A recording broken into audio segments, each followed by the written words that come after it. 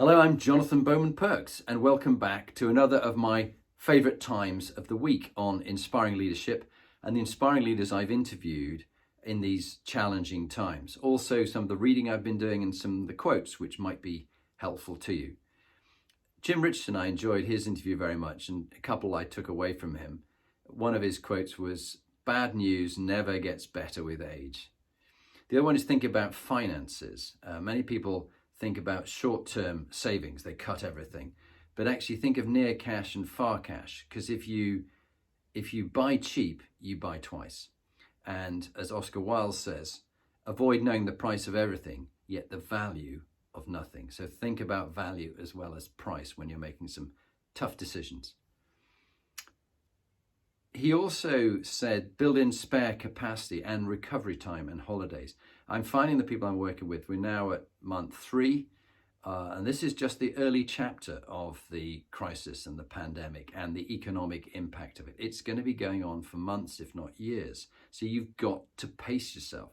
People are going at this like it's a sprint, and they're running out of energy. People are getting exhausted, their mental health is being affected, and their decision-making is becoming very questionable. And what Jim said when he was in places like Afghanistan and Iraq was that run at 80 to 90% capacity so that you can surge up to 100% when you have a major crisis. But when you're in something that's a crisis all the time, you can't keep at that pace. So you have to drop down in your level to 80 or 90%, have holidays, have breaks, ensure people do take long weekends or a couple of weeks in the summer, even though they may be at home, but they've got to be switching off from the work. So when they come back, they're refreshed and raring to go. And also people say, oh, well, be careful, we mustn't overtrain or overdevelop our people. You can never overtrain, and keep up your leadership learning. This is a lifelong journey. Some of the things from David Marquet in his book, Leadership is Language, that's the name of the book. What could, would, or should I do? If you've got a problem, check with some other people, get some ideas from them. You have no monopoly on good ideas. You've got to make use of other people around you. So ask them, firstly, what could I do? Hear their opinions. Secondly, if you were me, what would you do? And listen to their opinions there. And thirdly, what should I do? And gather that information. It will really help you in your own thinking, so you're not rigid and get caught in this next problem, which is bewaring over escalation of commitment. And that's a phenomena where you keep pushing on with a decision, which is a bad decision, where all the information you're getting is telling you it's a bad decision, but you push on with it because you feel you've already psychologically committed to it, and your face will be lost if you don't carry on with it, and people will doubt your ability to lead. Bad decision. Look at the US presidents and the Vietnam War, where they kept overcommitting to that and kept going with it when it was clearly never going to work. They were playing the finite game, the Vietnamese were playing the infinite game, and Americans would always lose on that. Theresa May on Brexit decisions when she was getting voted down in Parliament, but she kept pushing on without learning from it. And the El Faro, which was part of the story David Marquet talks about, which was this huge tanker which sailed straight into the eye of a hurricane because the captain had committed to keep going that way when actually he had options to veer off and not go into the eye of the hurricane. But he and all 31 on board died because of this escalation of commitment. He kept reinforcing a bad decision. To avoid reinforcing a bad decision, think about who is the decision maker and who is the decision evaluator. Don't have them as the same person. It's like the danger of being a CEO and a chairman of the same organization. There needs to be decision maker and decision evaluator. Get decisions made as far down the chain of command as you can do. Have the information and the decisions being made at the same point. Get that to the right point. And then, say if you've got someone more junior making decisions, that allows someone more senior or yourself to be the decision evaluator. And not in a way that you crush people, but you just check in with the decisions that they're making and that they don't suffer from this escalation of commitment. Rarely should you both evaluate and decide on some of these key decisions. Get somebody else involved in it.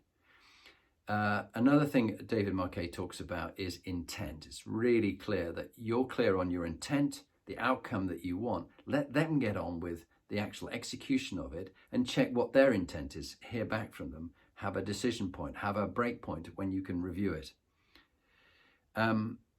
With that, he talked about don't give instructions, give information. By giving instructions, you're being very coercive with the people you're with. And I know I've done this. I've been to military, like in the old school military, as opposed to the more modern one, where I've given people instructions. So be back at 10:30. Don't be late. I'll start the session at 10:30. Make sure you're there. Or don't be late. So, be back at 10:30. The better one is to give information. I'm starting at 10:30. Leave it at that. They then face the consequences of the decisions that they make. Moving from coercion to collaboration, David Marquet talks about 4 tips that are very useful. Tip 1, vote first. Rather than have a discussion and then vote at the end when you've actually narrowed everything down, vote first, which gets the most kind of divergent thinking going on, and use a technique of fist to 5. So how ready are we to launch this product? Not ready at all, completely ready. And then you pick out the ones who've perhaps given the lower scores and ask them, what's your thinking behind that and why do you believe that? What's your thinking behind that to give you that score? So then you start with that ability to dissent rather than going with why are you at a 5, why you think it's a really good idea, and then the others feel intimidated by that. So 1, vote first. 2, be curious, not compelling. Really draw people out. Try and understand their point of view. See it from how they see things. Third one, invite dissent. Don't drive consensus, that you insist that they all do it your way. And the 4th one we've talked about, give information, not instructions. So talk about what are we going to do, but what are we going to learn? And ask other people, how do you see things? Test things with a hunch. This is my hypothesis. Experiment with it. Let's prove it or disprove it. We need information to confirm it or deny it. And let's have a decision point at this stage. A couple of quotes. I'm a great believer in luck. The harder I work, the more of it I seem to have. Coleman Cox, 1920. Share of voice. Beware you having the major share of voice in meetings. Make sure it's more equal. This is why we do rounds in any of the virtual meetings that I have. Good ideas have merit, not rank. Argue the idea, not the person. That's from Jonathan Shaw. And the other thing is leadership is getting people to do what you want them to do because they want to do it. General Jonathan Shaw. Consumer capitalism. People are persuaded to spend money we don't have on things we don't need to create impressions that won't last on people we don't care about. Economist Professor Tim Jackson. And I find in these tough times with less money around, I'm buying less stuff. So beware consumer capitalism. Finally, these are rough times from Ryan Holiday. Again, times are always rough for someone. If not us, then for somebody else. And according to Stoics, that means it's rough for everybody. What's bad for the hive is bad for the bee, said the Emperor Marcus Aurelius, meaning we're all in this together. Our fates are all tied with one another. Whether it's Black Lives Matter or however you approach it, we're all in this together. Each of us has agency in this life. Our fates are all tied up with one another. Even through adversity, even through bad times or tough problems that have befallen us. Our job as citizens and as leaders is to seize our own agencies and help others realize their own. In this, we help them and ourselves. We help the hive by helping the individual. And by helping the hive, we protect ourselves and the people we care most about. Good luck in these challenging times.